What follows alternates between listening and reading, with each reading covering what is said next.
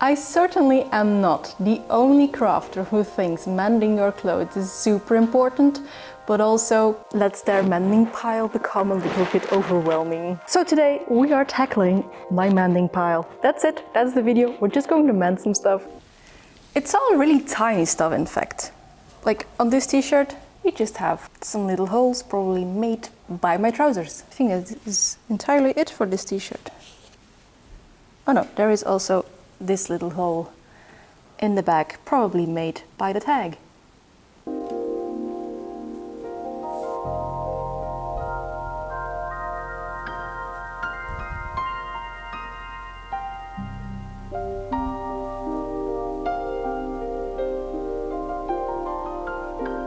Now, as with all other of my videos, this is not a tutorial. I don't want you to see this as a tutorial. I will explain what I'm doing. I just put some warp threads, kind of vertical threads, over the little hole, and now I'm actually just weaving a patch on it. I took a very similar thread to my t-shirt, but of course you could use a contrasting one and like really show off that you mend your clothes, because I have said it before in a different video, mending your clothes is actually rebelling and going against the status quo of being expected to be consumers, like being expected to throw this t-shirt out because there's a hole in it. We're not going to do that. We're fighting against that status quo with a needle and thread, one stitch at a time. Course mandatory when mending is a shrimping position. I shall resume being a shrimp.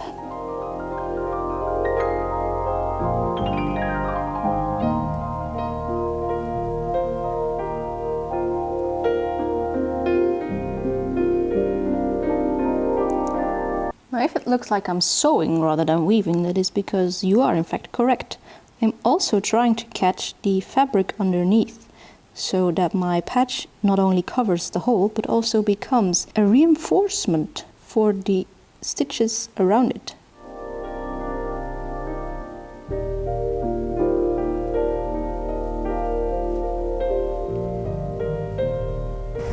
Let me just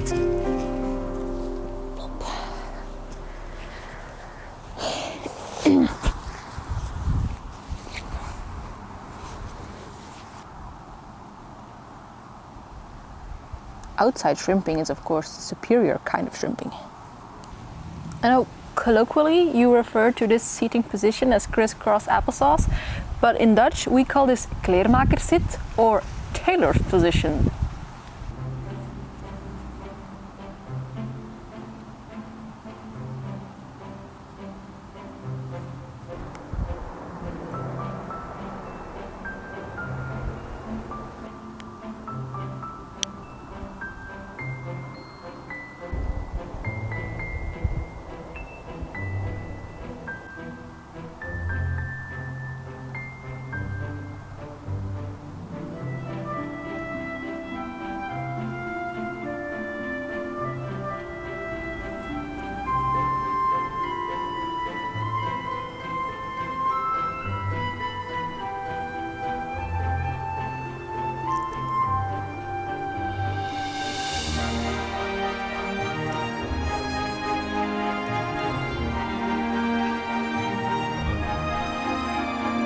First mending job is done. This t-shirt gets another couple of years in its lifetime. The back is a little bit more rustic.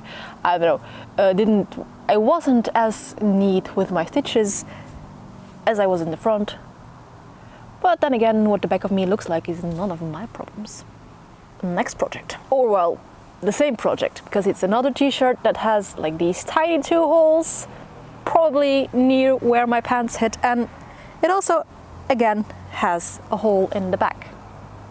It's the same thing, but this t-shirt I have already mended with a little yellow star, so I think I'm going to keep it yellow again.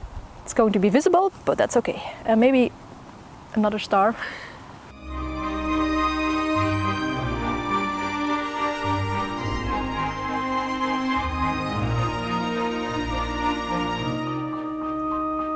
A silly little star. It could be a little less silly if I was better at embroidery, but at least the hole is gone.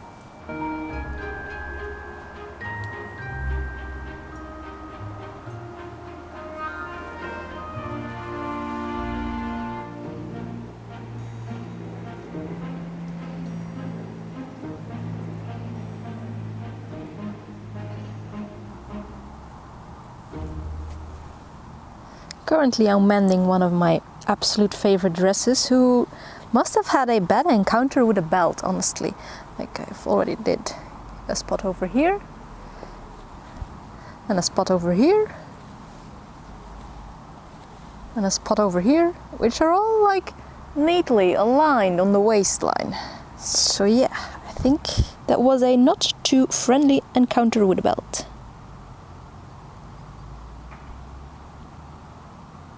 Since this is one of my favorite dresses, I'm really trying to be like really careful and make my stitches almost invisible.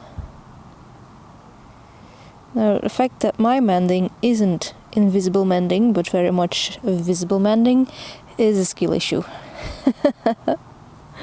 I will admit, it's a skill issue. Now these little squares I'm actually pretty proud of. They look almost invisible. If my thread was a little bit more matching to the dress itself, that would have been nice. But like these on the corner are still very tricky.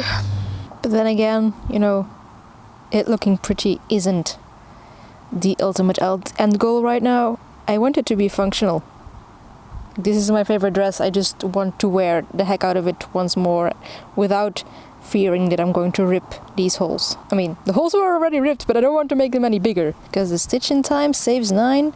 I'd rather be mending it now when it's like tiny little holes than when it's like actual gaping big rips in the fabric.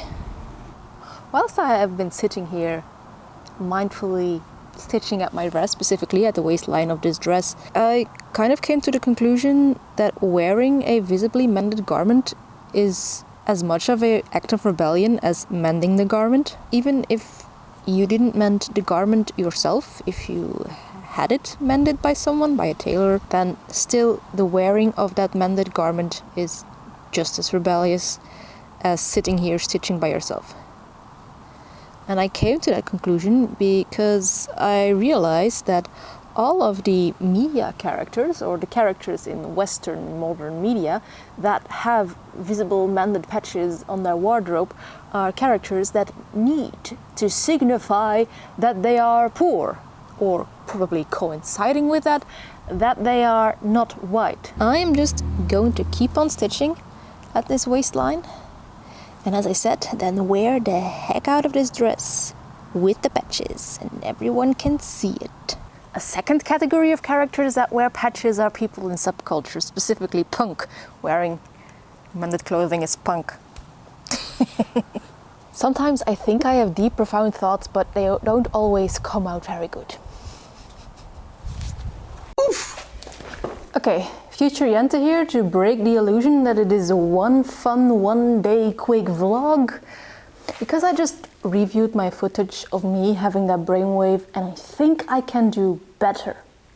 So I went on a little research rabbit hole and I'm going to try to do better. Patched and mended clothing is synonymous for poverty in media. As for example, research has shown on Chinese news cartoons where cheap ragged attire and worn-out backpacks were used as signifiers for migrant workers on farms, so seasonal poor workers. Secondly, I also think I cannot talk about patches and visible mending as signifiers of being poor without addressing what is called poverty cosplay. The growth of visible mending, the popularity of visible mending on social media spurs the discussion about how a task that is daily occurrence within less privileged groups is actually becoming a trend. It is becoming cool. And poverty cosplay takes that imagery with the patched and mended clothing and turns it into a fashion trend. And besides that, while mending was and is a necessity for some groups, using fancy stitches and making it all ornate is also kind of showcasing the privilege that you have the time to do this.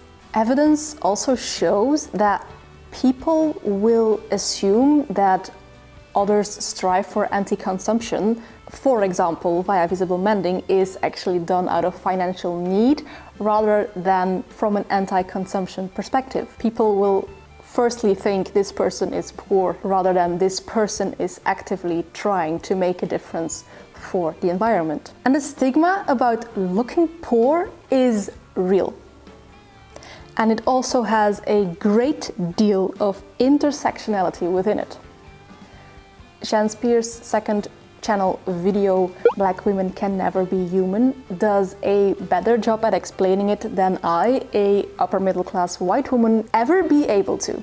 So I have linked that in the description and I highly recommend you give that a watch. However, my brainwave was actually about to point that I do think that signaling your environmental motives via visible mending and wearing them proudly can be a powerful and scalable lever to encourage others to take steps towards a more anti-consumption society, maybe, you know. Visibly wearing visibly mended garments hopefully also restores the respect that poverty-stricken individuals were stripped of due to social stigma. And given that textile work has historically always been seen as female work, I also do think that mending your clothes and wearing your mended clothes is a feminist act.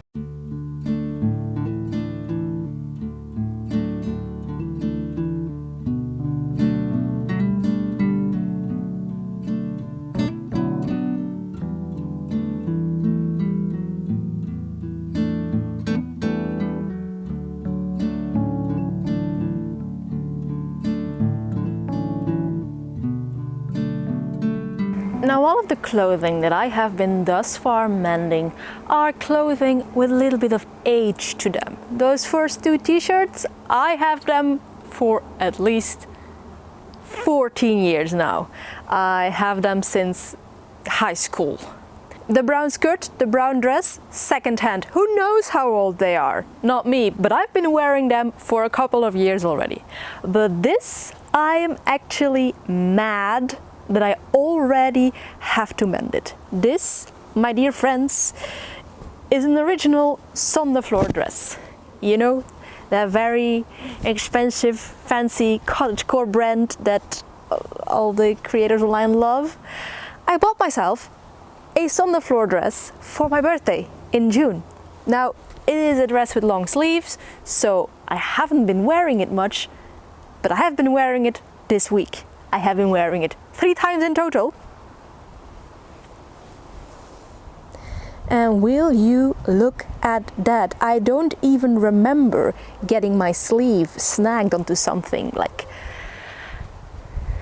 I paid 160 euros for this. Yes, it was in sale, but still, I'm actually angry. And because I'm angry, I'm going to do an extra visible mend. I'm going to sew a little leaf on here, just to give a finger to on the floor that is not a thumb.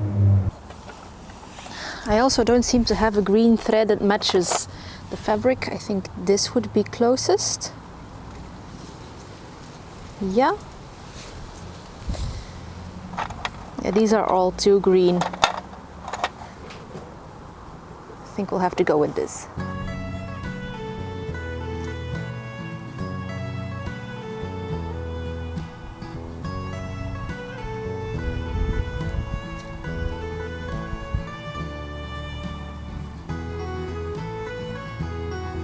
People who know what they're doing when they're doing embroidery best look away. My silly leaf.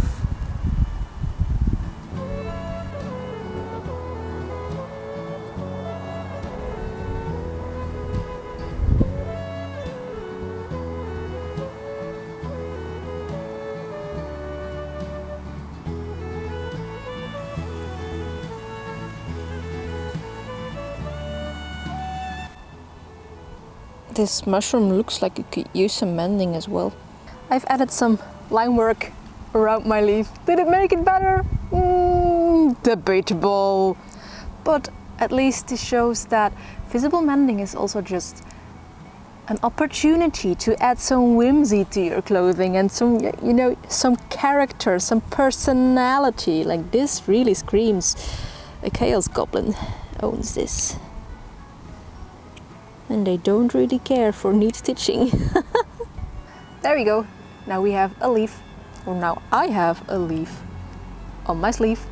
A leaf on my sleeve. Why did I only think about that pun now? Leaf on my sleeve. And then for the final repair I shall be attempting today is this. This is my bookish cardigan, and one of the sides, this one. One of the sides, there is a big gaping hole in the side. I still found a little bit of the handspun that I did for this cardigan, got a darning needle, and then we're through my pile of mending. My husband might also have a pile that needs mending, but nothing is stopping him from mending it, of course. No, I know that I will have to do that one day as well. Just not today, because it is already 6 o'clock. I should start dinner, you know. Anyway, let's darn. No, that's not darning, that's mattress stitching. Let's mattress stitch this side closed once more.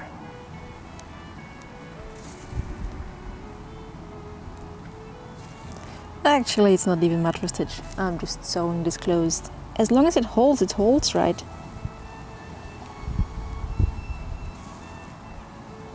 I've been shrimping so much today. I think I must go and nag my husband for a massage. Thank you for joining me on my little mend-a-thon. If you'd like to see more of these kind of relaxed vloggy videos, please let me know, because this was just a very relaxed video to make and I needed to get the mending done anyway. These clothes can now return back to my wardrobe and hopefully live another couple of years before I have to mend them again. For mend them again I shall until they fall apart in mere threads. Yes, that is what I will do. Anyway, if you like these kind of fiber shenanigans, and maybe you could like, comment or subscribe, but of course that is all up to you. And as for me, I will see you in a next video.